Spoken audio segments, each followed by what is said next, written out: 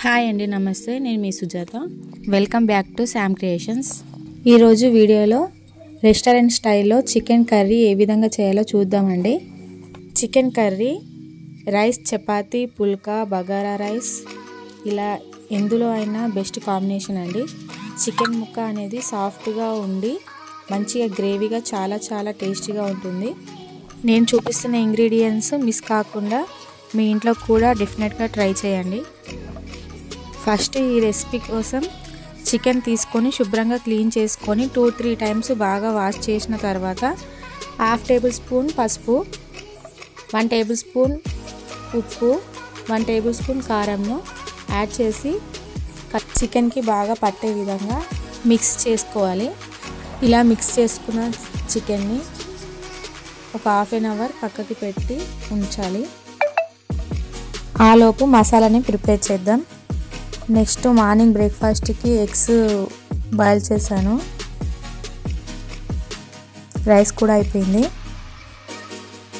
మసాలా కోసం ఉల్లిగడ్డ, టమాటా, కాజు 3 కలిపి గ్రైండ్ చేసుకోవాలి. నెక్స్ట్ చికెన్ గ్రేవీ కోసం బిర్యానీ ఆకు, చెక్క లవంగము, యాలకులు, సాజీరా, పువ్వు, అల్లం వెల్లుల్లి పేస్ట్, కుడక పొడి, ధనియాల పొడి రెడీ చేసి పెట్టుకున్నానండి. నెక్స్ట్ స్టవ్ మీద ప్యాన్ పెట్టేసి 4-5 స్పూన్స్ దాకా ఆయిల్ తీసుకోవాలండి. ఆయిల్ హీట్ అయిన తర్వాత బిర్యానీ ఆకు, చెక్క లవంగం, యాలకులు, సాజీరా, పువ్వు మొత్తం వేసేసి వేయించుకోవాలండి. నెక్స్ట్ అల్లం వెల్లుల్లి పేస్ట్ కూడా వేసి వేయించుకోవాలి. కొంచెం వేగిన తర్వాత మనం ముందుగా మ్యారినేట్ చేసి పెట్టుకున్న చికెన్ను యాడ్ చేయాలి. చికెన్లో ఉన్న వాటర్ కంటెంట్ మొత్తం పోయేదాకా నూనెలోనే వేయించాలండి. గ్రేవీ మొత్తం ముక్కకు పట్టే విధంగా నూనెలోనే వేయించుకోవాలి. వాటర్ ఇప్పుడు పోయొద్దండి. 5 మినిట్స్ తర్వాత చూడండి, వాటర్ అంతా పోయి ఆయిల్ అనేది పైకి వస్తుంది. ముక్క గట్టిపడుతుందండి. నెక్స్ట్ ఇందులో మనం ముందుగా గ్రైండ్ చేసి పెట్టుకున్న ఉల్లిగడ్డ, టమాటా పేస్ట్, కుడక పొడి, 1 స్పూన్ కారం. నాన్ వెజ్లో ఎప్పుడైనా కొద్దిగా స్పైసీనెస్ ఎక్కువనే ఉండాలి. ఈ టేస్ట్కి తగినంత కారం వేసుకొని మొత్తం కలుపుకోవాలి.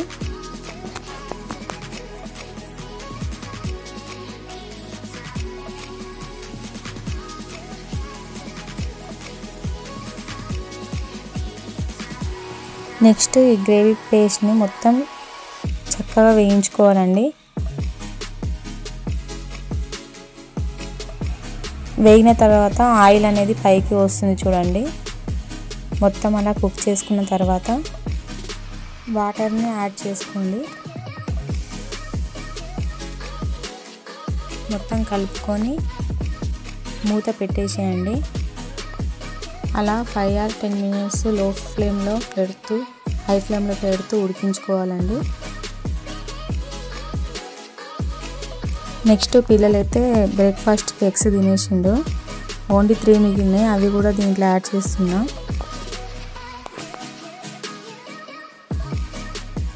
ఆ గ్రేవీలో ఉడికితే ఎగ్స్ కూడా చాలా టేస్ట్గా ఉంటుందండి. నెక్స్ట్ కొత్తిమీర,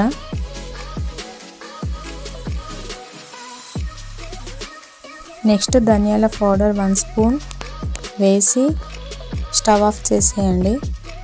అంతే అండి, రెస్టారెంట్ స్టైల్లో చికెన్ కర్రీ కంప్లీట్ అయిపోయింది. అంతే అండి. ఈ రెసిపీ మీకు నచ్చితే ఇంట్లో ట్రై చేయండి. ఈ వీడియో మీకు నచ్చితే సబ్స్క్రైబ్ చేయండి, లైక్ చేయండి, మీ ఫ్రెండ్స్ అండ్ రిలేటివ్స్కి షేర్ చేయండి.